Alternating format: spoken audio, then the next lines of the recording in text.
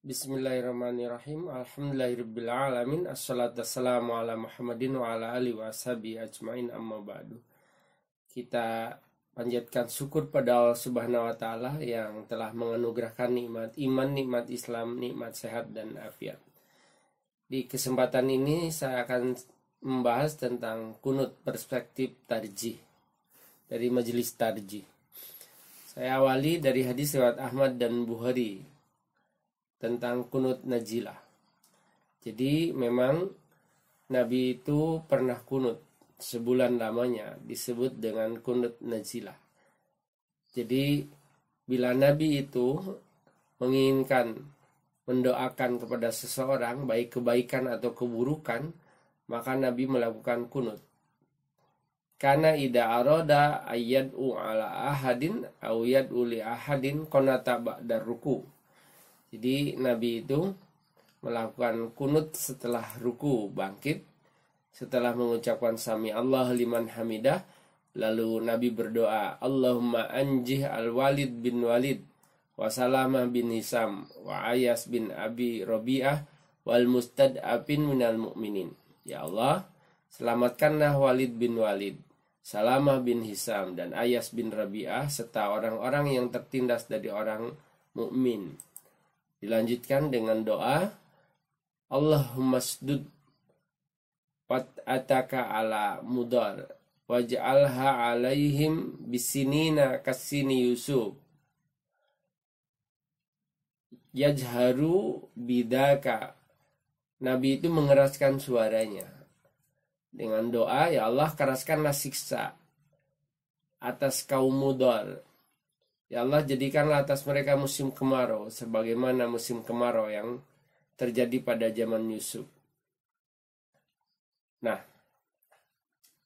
di akhir dari doa itu Nabi melanjutkan, Allahumma al'an fulan wa fulana.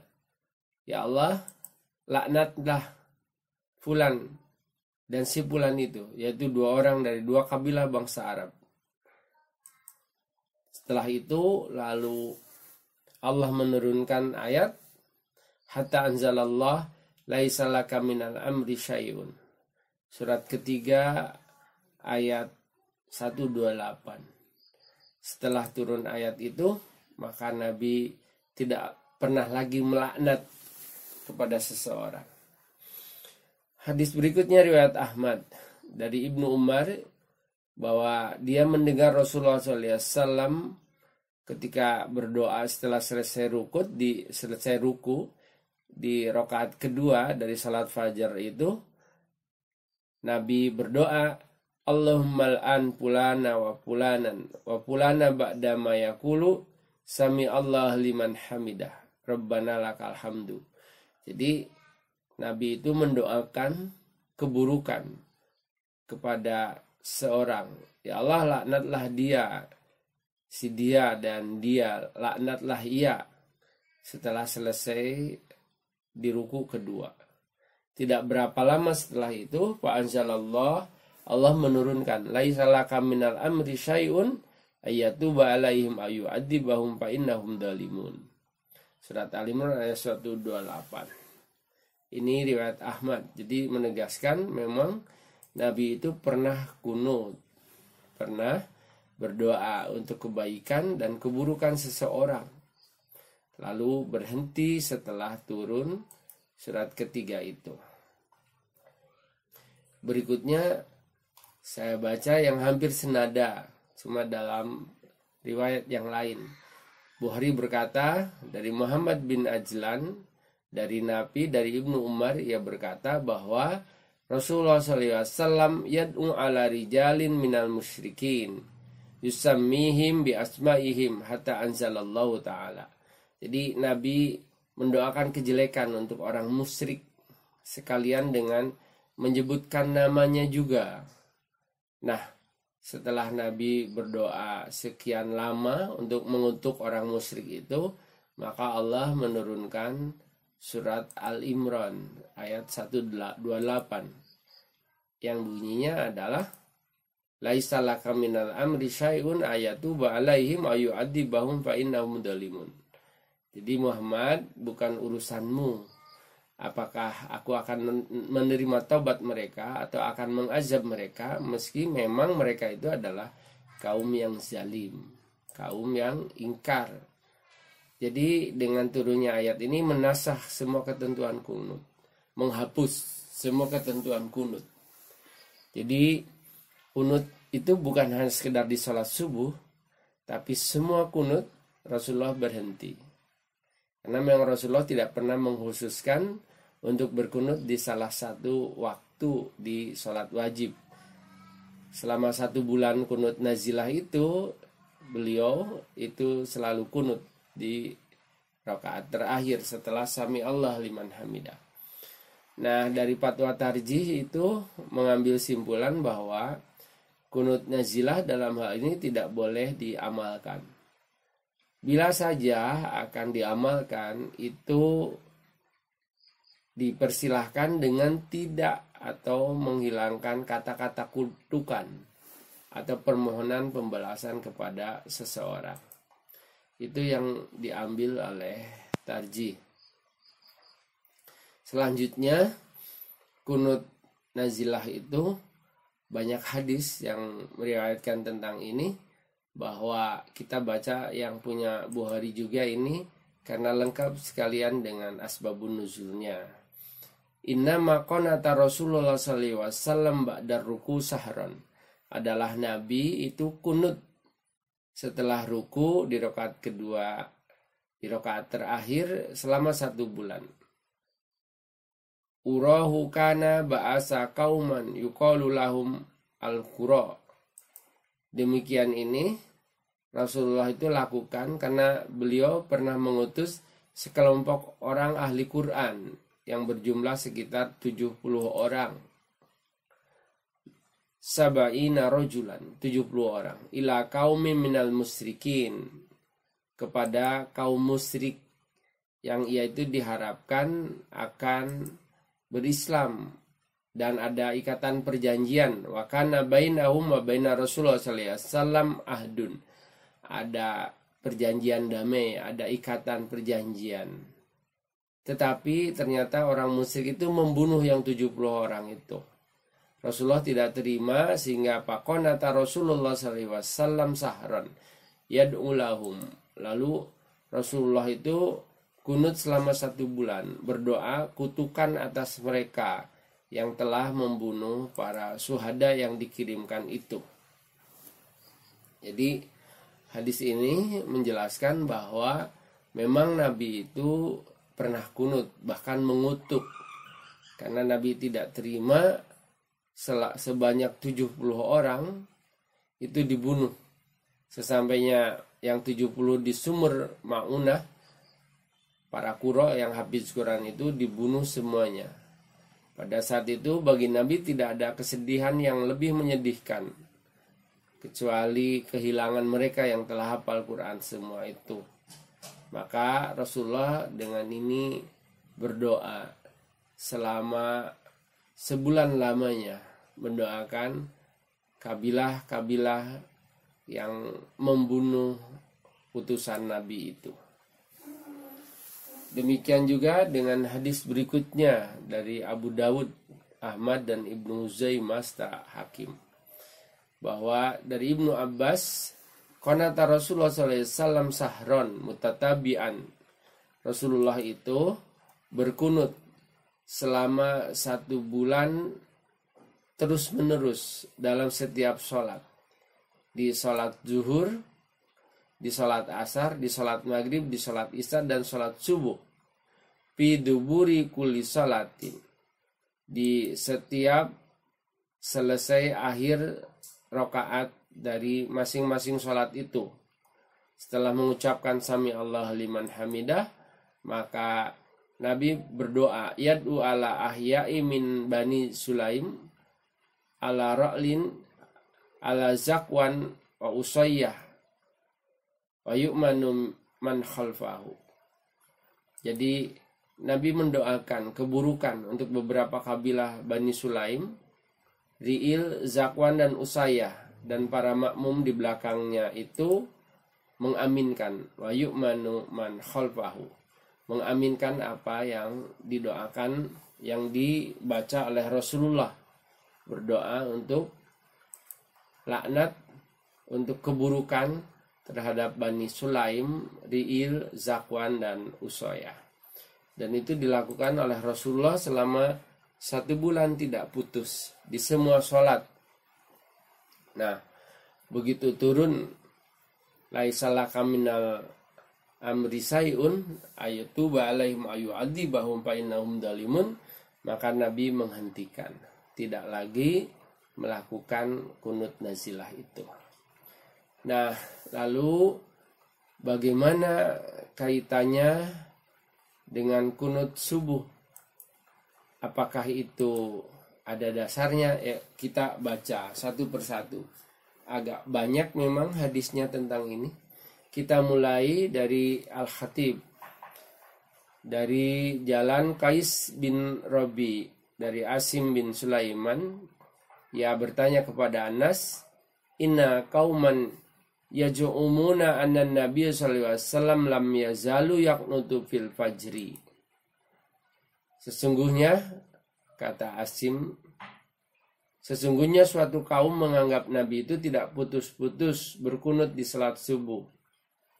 Lalu Anas berkata, kadzabu inna faqonata sahron wahidan yad'u ala hayyin min ahya'il musyrikin.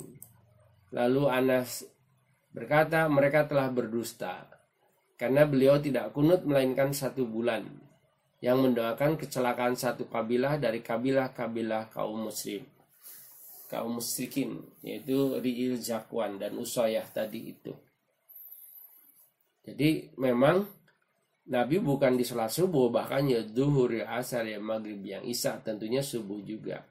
Jadi beliau itu berdoa, mendoakan kaum mukminin dan sebaliknya mendoakan keburukan bagi kaum musyrikin. Hadis yang kedua kaitannya tentang kunut itu di waktu subuh adalah hadis dari Abi Malik Al-Asja'i. Ia berkata kepada ayahnya, ya abati, wahai ayahku, innaka qad salaita khalfa Rasulullah sallallahu alaihi wasallam. Sesungguhnya engkau telah sholat di belakang Rasulullah, di belakang Abu Bakar, di belakang Umar, di belakang Utsman, dan di belakang Ali. Hahuna bi Kufah nahwa min khamsina sinin. Demikian ini panjenengan ayah berada di Kufah selama sekitar 5 tahun. Apakah mereka itu melakukan kunut semua?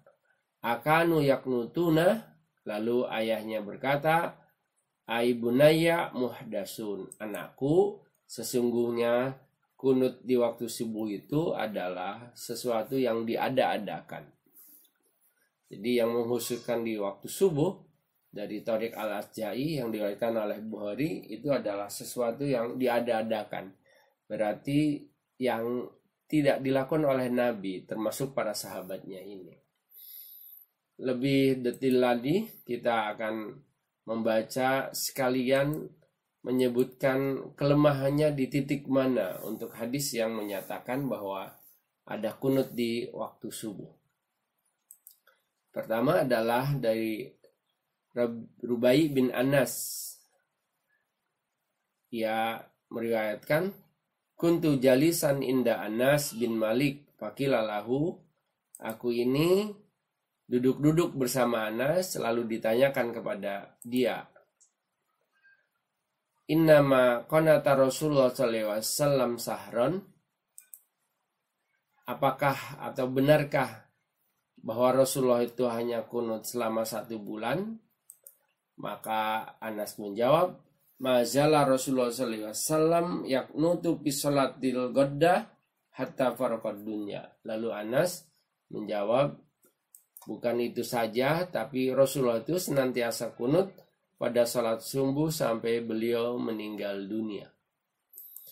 Dalam riwayat dari hadis Baihaqi ini, bahwa ada perawi namanya Abu Ja'far Ar-Razi. Dari sisi sanad, dari Abdullah Al-Hafiz Bakar bin Muhammad As-Sayrafi, Ahmad bin Muhammad bin Isa Abu Nuaim, Abu Zafar Ar-Razi, Rubai bin Anas, Anas bin Malik dari Nabi. Nah, dalam sanadnya ada namanya Abu Zafar Ar-Razi. Termasuk hadis-hadis yang berikut, yang kedua. Majala Rasulullah SAW yaknutu fi salatil ghaddah hatta faraqad dunya. Adalah Rasulullah senantiasa salat di waktu subuh, kunut di waktu subuh, di waktu salat subuh sampai beliau wafatnya. Dalam hadis ini demikian juga ada namanya Abu Zafar Ar-Razi. Yang ini bunyinya salatil ghaddah, di salat subuh. Di hadis berikutnya ini mazala Rasulullah SAW yaknutu fil fajri. Kalau tadi fil ghaddah, ini fil fajri yang artinya sama. Jadi Rasulullah senantiasa sholat di waktu fajar, sholat subuh hatta faraqad dunya, sampai wafatnya. Nah, dalam hadisnya demikian pula ada namanya Abu Zafar Ar-Razi. Siapakah dia? Jadi Abu Zafar Ar-Razi itu adalah perawi yang dia dianggap sebagai perawi yang lemah, perawi yang tidak bisa diambil periwayatannya. Semua periwayatan hadis-hadis dari Abu Zafar Ar-Razi ini ya sungguhnya cacat, karena dia tidak kuat dalam bidang hadis, sering keliru dan salah dalam periwayatan hadis, hafalannya buruk, memiliki banyak hadis mungkar, dan hadisnya itu kontradiktif. Adapun yang kedua, dari hadis Abu Zafar bin Mahan Ar-Razi, Abu Ja'far Isa bin Mahan Ar-Razi, demikian juga dia bermasalah ketika dia menyampaikan mazala Rasulullah SAW yaknutu fil fajri hatta faraqad dunya, senantiasa Rasulullah itu berkunut sampai beliau meninggal dunia. Dalam perawinya itu ada namanya Abu Ja'far Isa bin Mahan Ar-Razi. Dalam keterangan tentang dia itu, Imam Ahmad bin Hambal menyatakan ia bukan orang yang kuat riwayatnya. Imam Al-Jur'ah berkata ia banyak salah. Imam Falas berkata ia buruk hafalannya. Ibnu Hibban menyatakan ia sering membawakan hadis mungkar dari orang-orang yang masyhur.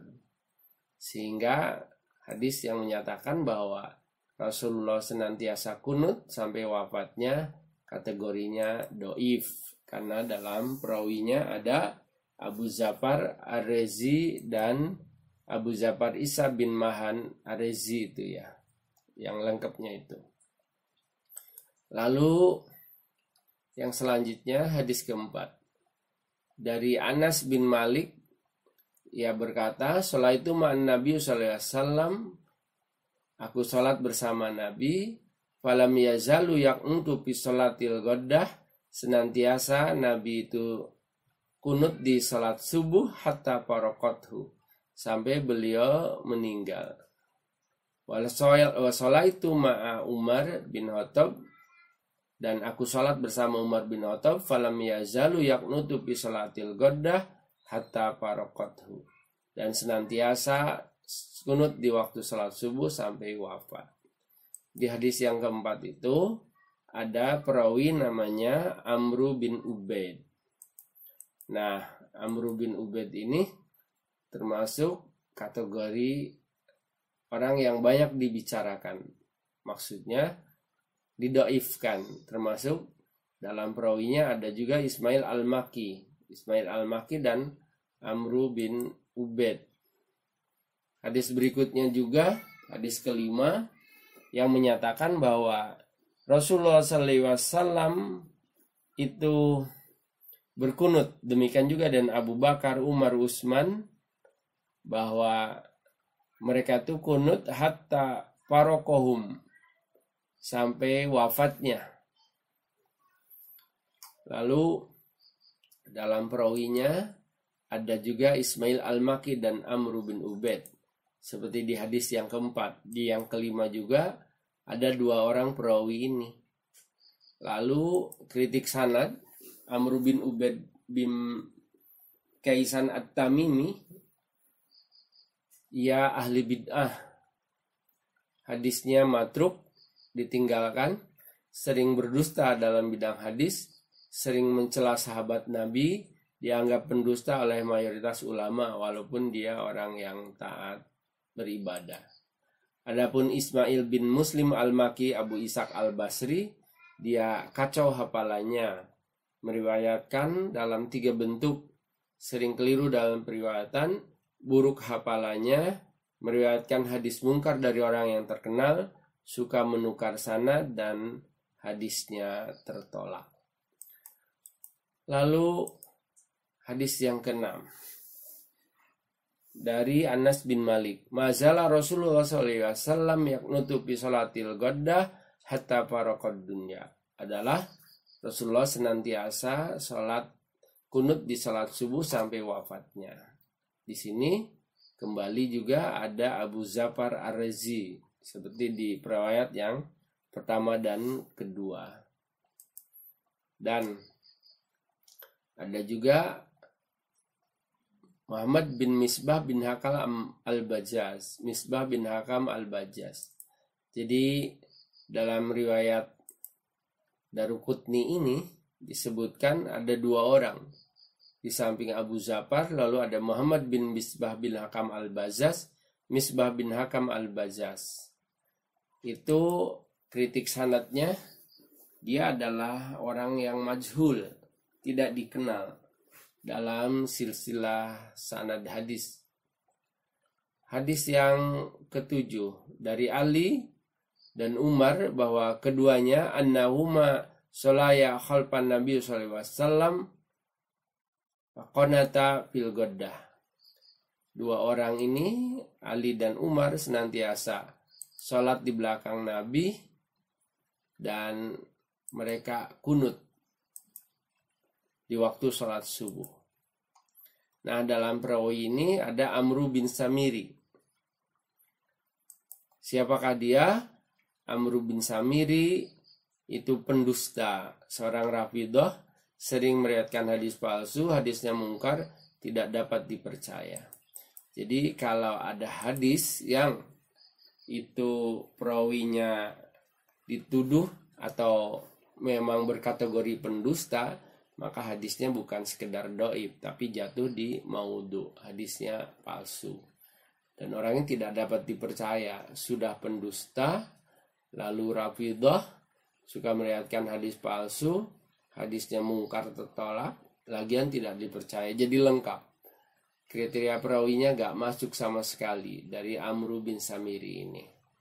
Nah, hadis tentang kunut subuh itu tidak bisa saling menguatkan di antara mereka, karena kelemahannya berkait dengan kredibilitas perawi, lalu intelektualitas perawi, dobitnya. Dan karena kualitas hadisnya dhaif, maka di Muhammadiyah tidak mengambil hadis dhaif sebagai dasar dalam beramal. Apalagi bila merujuk kepada firman Allah yang langsung menasah semua ketentuan kunut, yaitu surat Al-Imran ayat 128, di mana Allah menegur, Muhammad, bukan urusanmu apakah aku akan menerima taubat mereka atau menyiksa mereka, karena memang mereka itu kaum yang zalim itu. Sehingga sampai di sini bahwa di Muhammadiyah untuk kunut di waktu subuh itu tidak diamalkan. Bukan kunut itu jelek, kunut itu ya baik karena isinya doa. Namun Rasulullah itu berhenti melaksanakan kunut setelah turun surat ke-3 Al-Imran ayat 128. Lagian pula makna kunut itu diterjemahkan sebagai tulul qiyam, berdiri lama. Jadi Nabi itu diantara semua sholat yang paling lama dilakukan itu adalah berdirinya. Sehingga namanya kunut itu bisa diartikan dengan tulul qiyam, di mana berdirinya dalam sholat itu lebih lama. Karena Nabi tidak jarang dalam sholat itu untuk surat pendeknya yang dibaca adalah Al-Baqarah. Jadi bukan surat pendek, tapi surat panjang yang dilakukan oleh Nabi. Membaca Al-Baqarah. Di rakaat kedua membaca Ali Imran. Sehingga posisi berdirinya memang cukup lama dibanding dengan ruku dan sujudnya itu. Hadis berikut itu hadis sahih. Kaitannya tentang kunut. Kana layak nutu ila idada ali kaumin auda'a ala kaumin. Jadi Nabi itu tidak pernah berkunut kecuali bila beliau itu akan mendoakan atau untuk mendoakan kemenangan untuk satu kaum atau mendoakan kehancuran untuk kaum yang lain. Hadis dari Anas bin Malik dengan khulasa hukmul hadis isnaduhu jayid, ditahrid oleh Ibnu Huzaimah di nomor hadis 620. Hadis yang kedua, karena Rasulullah SAW layak nutupi salati subhi illa ayat uli kaumin aw ala kaumin. Kalau tadi bunyinya adalah layak nutu idada ali kaumin, tidak berkunut kecuali mendoakan seseorang atau suatu kaum. Di hadis berikut ini lebih jelas sampai menyebutkan bahwa karena Rasulullah SAW adalah Rasulullah layak nutupi salati subhi, tidak pernah kunut di waktu salat subuh illa kecuali ayat uli kaumin au ala kaumin, kecuali untuk mendoakan kebaikan kemenangan untuk satu kaum dan keburukan untuk kaum yang lain. Dan tentunya itu berhenti setelah turun surat Al-Imran tadi itu. Lalu bagaimana dengan bila seseorang itu lupa kunut atau tidak kunut?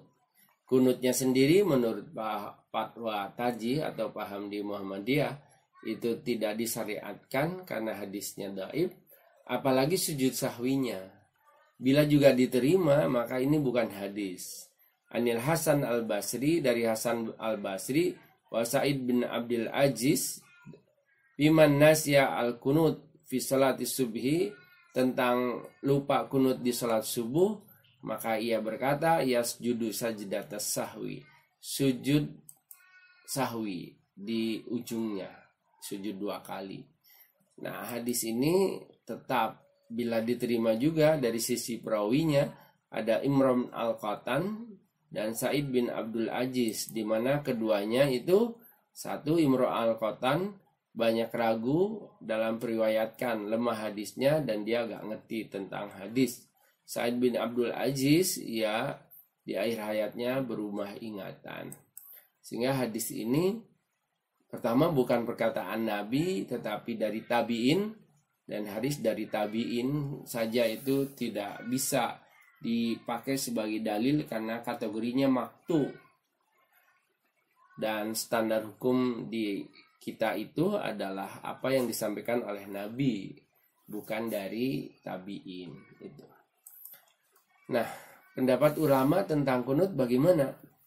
Dari Ibnu Mubarak ia berpendapat tidak ada kunut di salat subuh. Imam Abu Hanifah ia berkata kunut salat subuh secara terus-menerus itu dilarang. Ini dinyatakan dalam Subul Salam jilid 1 halaman 378. Abul Hasan Al-Quraji As-Safi'i ia mengatakan bahwa tidak mengerjakan kunut subuh. Hal demikian ia tegaskan karena tidak ada satupun hadis yang sah tentang masalah kunut di waktu subuh. Lalu Ibnu Qayyim Al-Jauziyah ia berkata, tidak ada sama sekali petunjuk dari Rasulullah mengerjakan kunut subuh terus-menerus. Jumhur ulama berkata, tidaklah kunut subuh ini dikerjakan Nabi Bahkan tidak ada satupun dalil yang sah menerangkan bahwa Nabi mengerjakan demikian. Dari Said Sabiq, Syekh Al-Azhar ini, ya berkata kunut subuh tidak disyariatkan kecuali ada nazilah, yaitu ada musibah. Itu pun dilakukan di 5 waktu, yaitu di semua sholat, baik itu sholat zuhur, sholat asar, sholat maghrib, sholat isya, dan sholat subuh. Dan bukan hanya di sholat subuh saja. Imam Abu Hanifah, Ahmad bin Hambal, Ibnu Mubarak, Sufyan Ats-Tsauri, dan Ishaq, mereka semua tidak melakukan kunut di waktu subuh. Nah, mudah-mudahan bahasan tentang kunut di waktu subuh ini menjadi rujukan bagi kita, menjadi pengingat kembali bagi kita tentang apa yang telah dipahami, bahwa kunut di waktu subuh itu secara khusus dalam fatwa tarjih tidak bisa dilakukan karena sandaran hadisnya dhaif, bermasalah di para perawinya. Dan perawinya tersebut kesalahannya fatal karena berkaitan dengan kredibilitasnya, dengan kekuatan hafalannya. Dan itu menjadi penentu. Apalagi kalau sampai tertuduh menjadi pendusta, suka menukar hadis, lalu hadisnya dikatakan matruk. Oleh karena itu, Muhammadiyah dalam hal ini mengambil bahwa untuk sholat subuh tidak disyariatkan kunut di dalamnya. Lagian pula, kunut itu sebetulnya bukan syarat sah dan bukan rukun dari sholat. Jadi apabila kita semua tidak melaksanakan kunut, itu pun dianggap sah sholatnya. Dan insya Allah itu yang benar dan yang sesuai syariat dan sesuai dengan apa yang dicontohkan oleh Nabi. Mudah-mudahan bahasan kali ini bermanfaat. Akhirul kalam. Assalamualaikum warahmatullahi wabarakatuh.